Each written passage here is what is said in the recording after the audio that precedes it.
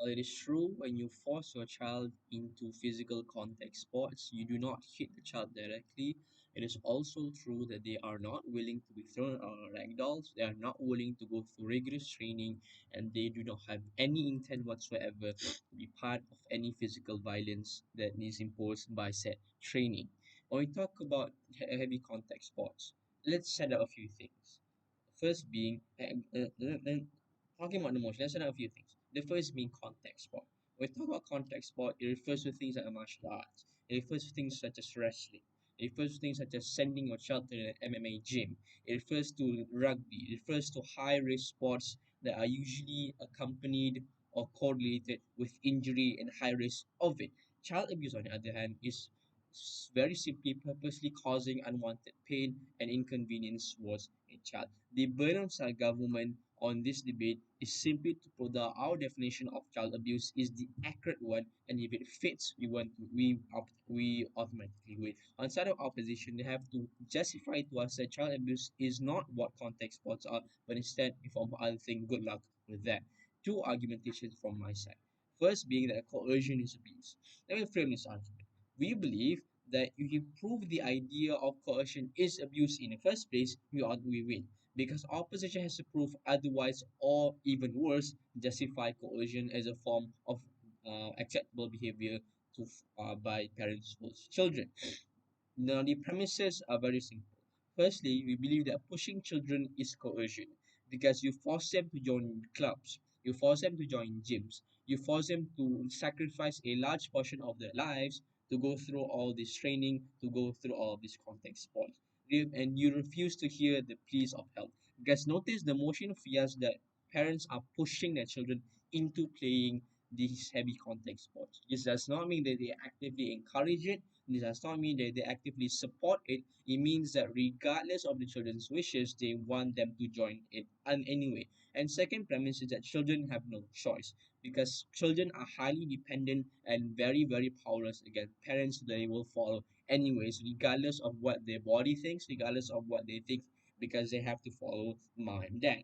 The impact of this argument is that we show you how coercion in and of itself is a form of abuse because you do not give the child what they want and what they conveniently want to do.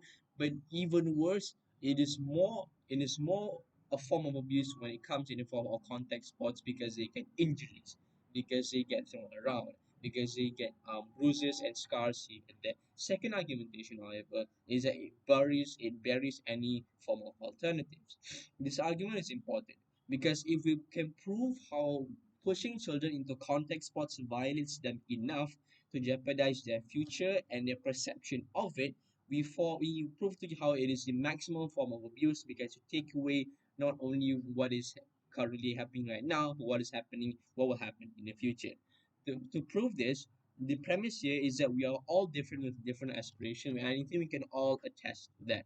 Not everyone is born for debating, not everyone is born for fighting, and not everyone can be forced into a certain field without their own consent. And forcing will not guarantee any degree of success, even though it is commonly known that a child can be molded according to the will of the parent.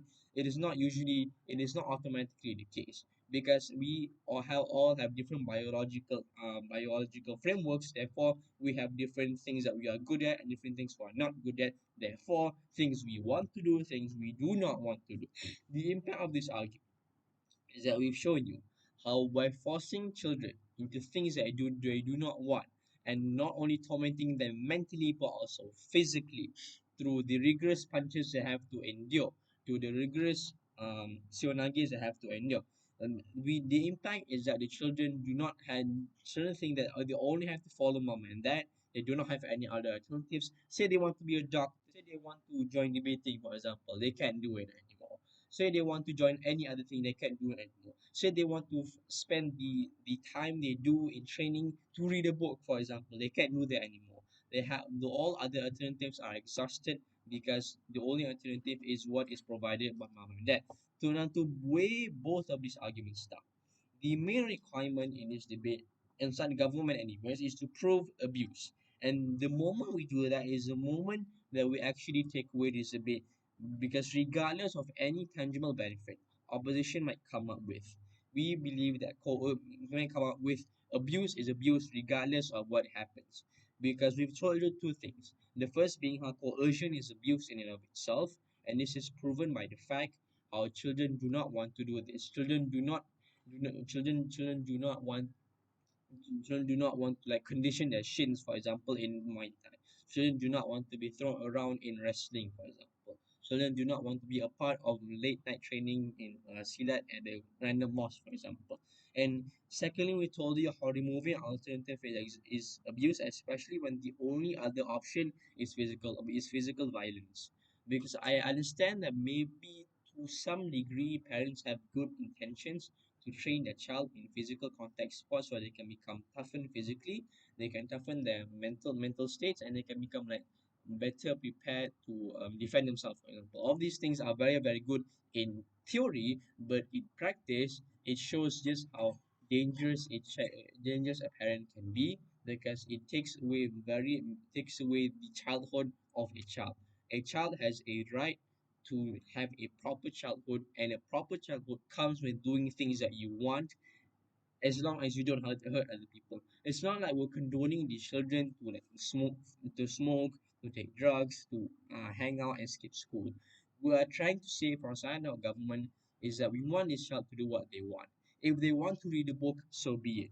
If they do not want to get all physical and they want to stay indoors and have fun with their friends, playing computer games, controllably and supervised, so be it. It does not mean that you, as a parent, you can dictate what your child can and cannot do. You just guide them and you show them what is right, what is wrong. As long as it's right, so do it. As long as it's not wrong, do it. For all those reasons, we are the side and actually cares for children. Thank you very much.